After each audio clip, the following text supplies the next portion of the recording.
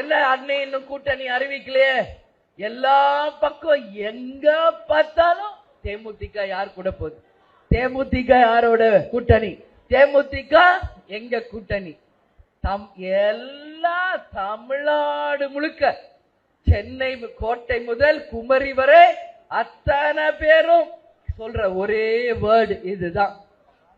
நான் என்ன சொல்றேன், என் மாவட்ட செயலாளர், நிர்வாகிகள், தொண்டர்கள், நீங்கள் யாரை விரும்பினீர்களோ அந்த கூட்டணி உறுதியாக இந்த முறை நாம் அமைப்போம் அமைப்போம் அமைப்போம் என்பதை இந்த நேரத்தில் உறுதி அவங்க கிட்ட சொல்றோம்.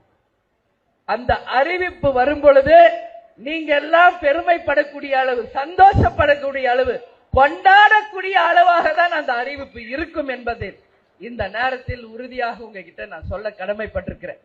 அதனால நீங்க எல்லாரும் ஒரே போக்கஸ். அடுத்து எம்எல்ஏ எலெக்ஷன்ல ஜெயிக்கணும், 3 மாசத்துல வர உள்ளாட்சி தேர்தலில் ஜெயிக்கணும்.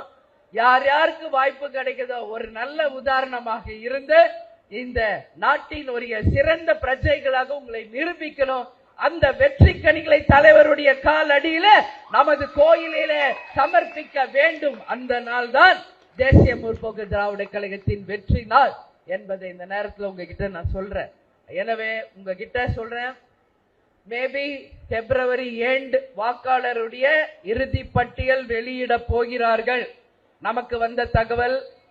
அதே போல மார்ச் ஃபர்ஸ்ட் வீக் வந்து தேர்தல் தேதி, மார்ச் 10க்குள்ள தேர்தல் தேதி டிக்ளேர் பண்ண போறாங்க. ஏப்ரல் ஃபர்ஸ்ட் வீக் கட்டாயம் தேர்தல் நிச்சயம் வர இருக்கிறது. இந்தியா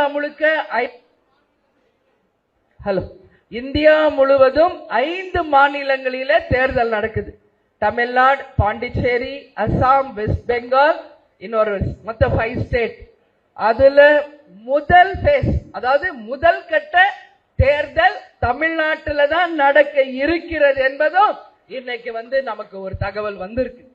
சோ நம்ம தான் ஃபர்ஸ்ட் ரெடியாக இருக்கணும், அந்த தேர்தலுக்கு நாம் தயாராக இருக்கணும் அப்படின்னு சொல்லி உங்க எல்லாத்தையும் நான் கேட்கிறேன்.